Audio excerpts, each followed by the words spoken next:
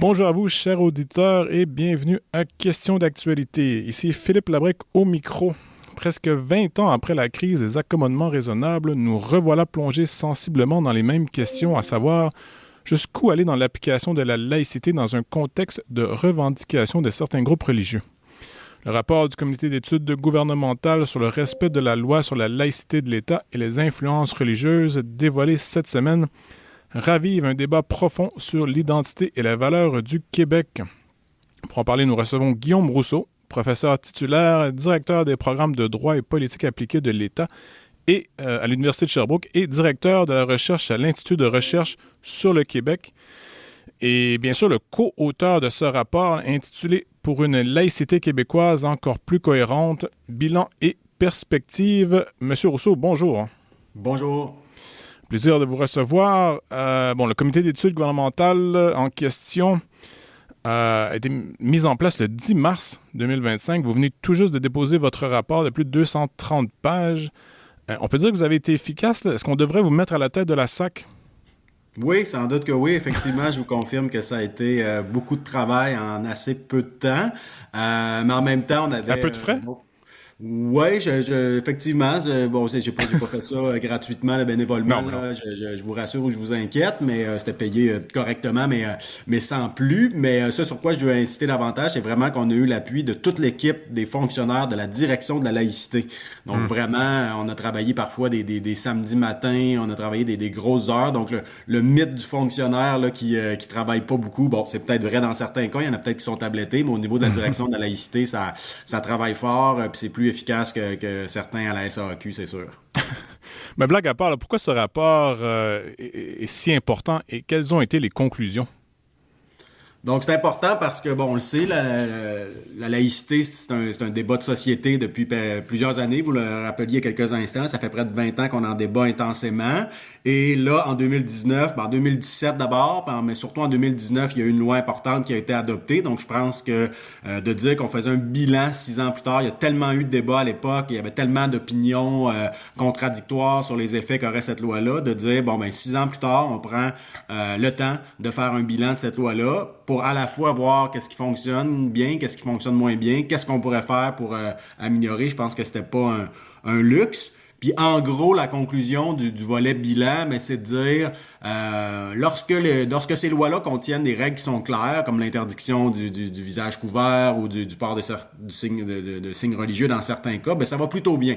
Donc les règles sont claires, les gens qui sont assujettis les respectent. Il y a pas de gens qui démissionnent à cause de ça ou qui se radicalisent. Bref, il y avait plein de craintes qui étaient exprimées tout à fait légitimement à l'époque, puis ça s'est pas révélé. Donc, ça, c'est un important aspect de notre bilan. L'autre aspect, c'est qu'il y a parfois les grands principes de la laïcité qui sont dans la loi, la séparation État-religion, neutralité religieuse, égalité citoyen-citoyenne et liberté de conscience, liberté de religion. Ça, c'est moins clair. Quand on arrive sur le terrain puis que des organismes gouvernementaux qui gèrent des subventions se demandent est-ce qu'ils peuvent subventionner un groupe dont les activités ont un aspect religieux, là, c'est pas clair. Alors là, il y a c'est un aspect de notre constat, on a des recommandations par rapport à ça.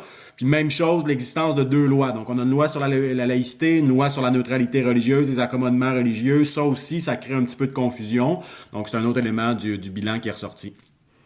Est-ce qu'il y avait une certaine urgence là, pour adresser ce qui me semble être un malaise, j'allais dire quasi quotidien, mais du moins qui est assez permanent? Là. J'ai mentionné la crise des accommodements raisonnables de 2006-2007, donc ça fait à peu près 20 ans. Et j'ai l'impression que le malaise persiste. Des fois, on en parle plus, des fois, on en parle moins. Mais est-ce qu'il y avait une certaine urgence avec ce rapport d'adresser, disons, le débat, la problématique directement? De 2 choses. Urgence, je le sais pas, mais en tout cas, ça m'apparaissait pertinent, important d'agir, notamment après l'affaire de l'école Bedford, qui était pas uniquement liée à la religion, mais il y avait un aspect religieux, donc à la fois l'école Bedford et d'autres écoles qui ont été examinées où il y avait des influences religieuses et tout, puis que c'était pas conforme à l'intérêt des enfants. Donc ça, je pense que ça rendait ça urgent. Je pense qu'on peut utiliser le mot là, sans exagérer. Ça rendait ça urgent de regarder qu'est-ce qui se fait ailleurs. Est-ce qu'il n'y a pas d'autres Bedford? Hein? C'est un petit peu comme ça que le ministre l'avait présenté, notre il y en avait au moins une vingtaine, je crois. là, de mémoire, peut-être même plus. Ouais, c'est ça, c'était de voir s'il y avait d'autres cas semblables. Et donc, nous, par exemple, on a regardé dans les CPE ce qui se passe et dans les cégeps. Parce que du côté des écoles primaires, secondaires, il y avait comme 2 enquêtes qui avaient été faites. Il y avait déjà un projet de loi déposé. Donc, c'était pas nécessairement la priorité de notre mandat d'aller là. Mais rapidement, on a identifié les CPE et les cégeps. C'est logique, hein, c'est les 2 autres bouts du système d'éducation. Puis la laïcité, c'est beaucoup lié au système d'éducation. Donc là, on a jugé qu'il y avait des enjeux. Et dans les CPE, on en a trouvé beaucoup. Peut-être pas un cas aussi grave que celui de Bedford. Donc, je pense que ça valait la peine de se poser la question, d'aller voir sur le terrain autant que possible, de parler à des gens qui avaient des informations. Il y a des situations préoccupantes dans les CPE. Peut-être pas au niveau de l'école de Bedford, mais certainement des choses qui ressemblent à ça. Donc, oui, c'était un peu urgent d'aller voir si dans les CPE, on n'allait pas trouver des situations très graves. On en a trouvé qui sont très préoccupantes. Mais quelles étaient les situations préoccupantes? Donc, de manière générale, dans les CPE, il y a beaucoup de demandes d'accommodement religieux. Donc, évidemment, pas tous les CPE, mais disons qu'il y a plusieurs CPE qui sont confrontés à un nombre important de demandes, parfois problématiques. Donc, que ce soit des congés. Donc, si vous avez plusieurs employés de la même confession qui demandent le même jour de congé religieux, ben ça se peut que le service aux enfants ce jour-là soit moins de qualité. Beaucoup de demandes de la part des parents pour des menus religieux. Donc, on le sait que dans les CPE, ben les enfants apportent pas leur lunch, là, c'est beaucoup des cafétérias, donc des repas chauds et tout. Alors, beaucoup de demandes de la part des parents pour que les menus respectent des prescriptions religieuses. Et là, ça pose toutes sortes d'enjeux d'obligations d'accommodement, de liberté de conscience pour ceux peut-être qui ne veulent pas nécessairement que leur enfant mange des menus là, qui respectent des prescriptions religieuses. Donc, il y a toutes sortes d'enjeux autour de ça. Il y a aussi carrément des cas là, où il y a de l'influence religieuse dans des CPE. Donc, vraiment des gens d'une religion là, contrôlent un CPE. Il y a même des cas où il y a de la sélection. Donc, qu'on sélectionne, on s'assure que les enfants sélectionnés sont de telle religion, alors qu'évidemment, c'est pas ça l'esprit là, qui préside à la création des CPE. Alors, c'est beaucoup d'enjeux comme ça. Je vais vous poser une question un peu piège. Si l'immense majorité des enfants dans un centre de la petite enfance ou une garderie privée subventionnée, admettons, proviennent du même groupe religieux, comment est-ce qu'on dit non à leur demande collective? Ben, ce qu'on a constaté, c'est qu'il y a quand même un certain nombre de CPE qui arrivent à dire non et ça se passe bien. Donc, encore là, il y a un peu, parfois, on a l'impression que si on dit non, je veux dire, ça va être, il va y avoir des radicalisations religieuses, etc. Nous, ce qu'on constate, c'est que ça peut se faire. Donc, par exemple, un CPE qui se fait demander de la nourriture conforme à des prescriptions religieuses, mais il y a un CPE qui a dit, regardez, nous, il n'y a pas de ça chez nous. Nous, le menu, c'est le menu. Puis, tout ce qu'on consent comme accommodement, c'est qu'on va vous l'envoyer d'avance, le menu, aux parents. Puis, si vous n'êtes pas content, venez chercher votre enfant à 11 heures. Puis, amenez-le dîner chez vous, puis ramenez-le après l'heure du dîner. Donc, puis là, puis il faut, par contre, il faut que le CPE soit très clair. Il faut qu'il fasse le suivi. Puis, ça peut être un petit peu de travail, là, d'envoyer le menu d'avance aux parents plutôt que de pas l'envoyer. Donc, il peut y avoir un peu de travail. Il faut que ce soit ferme, courtois, mais ferme et clair. Puis ensuite, il faut que l'équipe se tienne. Donc, si vous avez un employé qui décide que lui, il va accommoder ou que il va arriver le pâté chinois, puis là, il va séparer la viande des patates puis du blé d'Inde parce que la viande, ça serait pas conforme à telle prescription religieuse, là, ça marche plus. Donc, il faut vraiment une direction claire. Donc, les dirigeants du CPE doivent envoyer des directives claires avec une part de compromis, une part d'accommodement, comme dans ce cas-ci, d'envoyer le menu d'avance aux parents, mais pas un accommodement qui serait trop complexe, qui irait trop loin, qui amènerait d'autres revendications, qui seraient complexes à gérer. Donc, peut-être une petite part d'accommodement, mais limitée. Puis ensuite, de la fermeté, puis il faut que l'équipe se tienne. Puis lorsqu'un CPE fait ça, ça va bien. Donc, je pense que c'est ça aussi le message du rapport. Intéressant.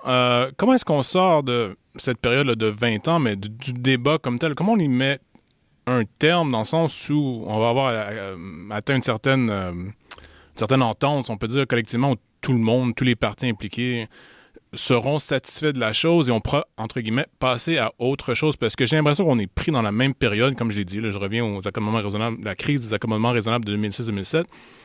On semble être toujours pris là-dedans, mais comment est-ce qu'on s'en sort finalement?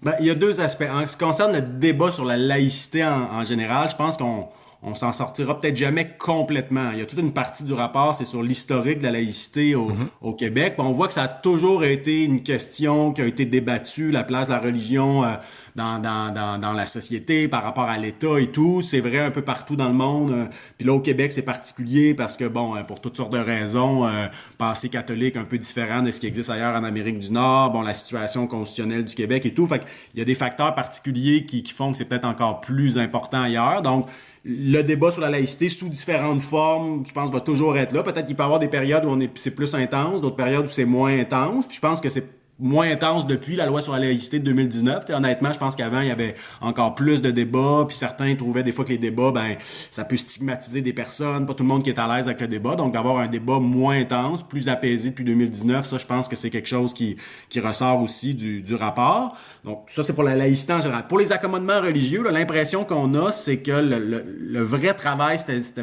jamais vraiment fait. Il y avait eu un premier rapport 2007, le rapport Fleury, qui parlait de beaucoup d'accommodements religieux dans les écoles. Pas grand-chose avait été fait après ce rapport-là. Ensuite, Bouchard-Taylor nous disait que finalement, ça allait bien les accommodements, du moins les autres étaient d'accord, puis s'il y a du monde qui était pas d'accord, il fallait juste comme mieux les éduquer. Ça non plus, ça n'a pas fonctionné comme approche. Donc, il y a eu une loi en 2017, mais essentiellement qui a pris la jurisprudence, parce que les accommodements religieux, c'est une création de la jurisprudence, une importation de la jurisprudence américaine dans les jugements au Canada. Donc là, on a mis ça dans une loi, mais sans vraiment changer. Donc, ça n'a pas beaucoup changé les choses. Et là, on dit, nous, c'est un enjeu et dans un contexte où les services publics sont sous pression plus que jamais, pour toutes sortes de raisons, ça devient lourd, dans certains cas, de gérer les accommodements religieux. Donc là, il faut changer le fardeau de preuve, il faut rendre ça plus facile de refuser des demandes d'accommodement religieux. Et ça, c'est comme si c'est le travail qui aurait peut-être dû être fait il y a 20 ans, puisque personne n'a eu le courage de faire. Là, nous, on dit au gouvernement, c'est le temps d'agir. Vous avez mentionné le rapport Bouchard-Taylor et le comité Fleury, je pense, de l'époque. Ouais. Intéressant. Vous avez mentionné quelque chose qui me semble absolument vrai, là. C'est que souvent, on nous dit il n'y a rien à voir, continuez de circuler, puis il n'y a pas de problème. Tout ce que vous voyez, c'est des mini-phénomènes qui n'ont aucune conséquence, et d'ailleurs qui n'ont aucune cause. Souvent, on nous parle de ça comme si ça flottait dans l'air, puis il n'y a aucune cause, il n'y a personne derrière ça. Et de l'autre côté, les gens voient ce qu'ils voient. Et donc, c'est dit, en fait, non, quelque chose cloche. Il n'y a pas cette dichotomie un peu malsaine au sein du discours public que je crois que vous avez réussi, ou du moins vous avez tenté d'en discuter dans votre rapport, peut-être en y mettant un point final en disant oui, c'est bien vrai, puis oui, il y a des choses à faire, et oui, il y a des causes à tout ça. Mais cette dichotomie-là n'a pas l'air de disparaître. Là, déjà, les premières réactions à votre rapport ont été, ben non, il n'y a rien à voir, en particulier parce que les gens ont parlé des prières de rue, là, tout ça s'est rattaché à une espèce de boule de neige médiatique. Et on nous dit non, il n'y a rien à voir, vous exagérez, il n'y a pas vraiment de problème, tout le monde s'accommode, tout le monde s'entend.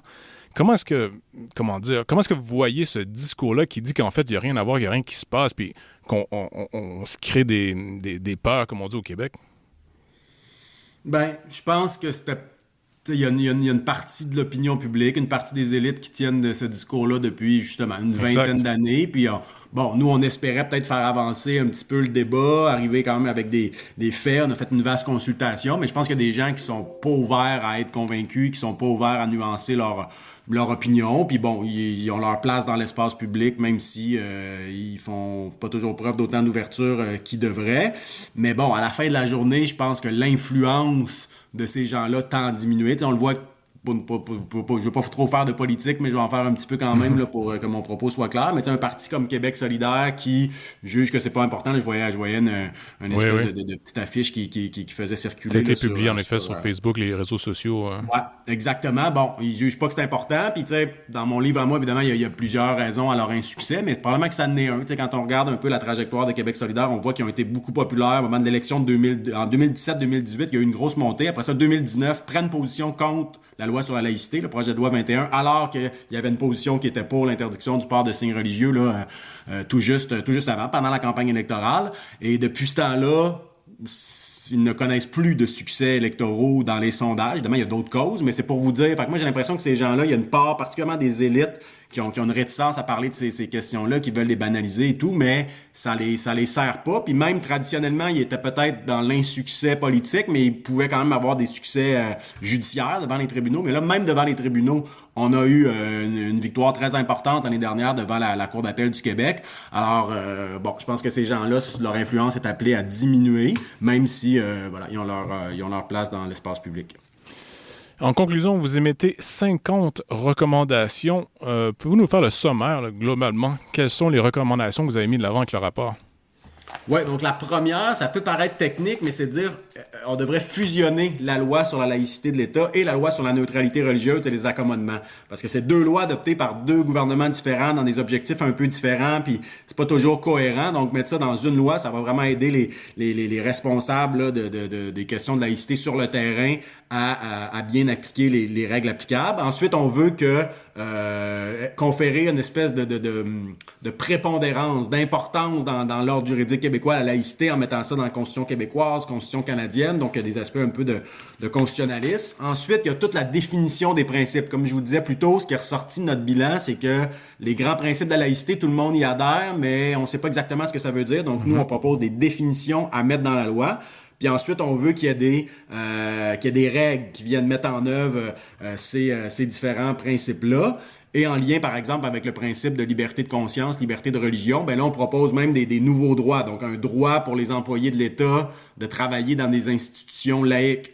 Un droit pour les enfants d'être protégés contre les pressions religieuses lorsqu'ils fréquentent des institutions de l'État. Et ensuite, comme je vous disais, au niveau des accommodements religieux, là, on pense qu'il faut vraiment resserrer le critère, que ce soit plus une obligation d'accommodement jusqu'à contrainte excessive, donc quelque chose de très lourd, mais plutôt une obligation d'accommodement, sauf s'il y a une contrainte plus que minimale. Donc, si la contrainte est minimale, petite réorganisation administrative pour accommoder quelqu'un, pourquoi pas? Mais quand ça devient un peu lourd, on devrait avoir le droit, comme organisme public, de refuser la demande d'accommodement religieux. Guillaume Rousseau, co-auteur du rapport pour une laïcité québécoise encore plus cohérente, bilan et perspective. Merci. Merci à vous. À tous ceux qui nous écoutent, merci également à la technique Daniel Fortin, à l'animation moi-même, Philippe Labrec, et on vous invite à rester sur les ondes de Radio-VM.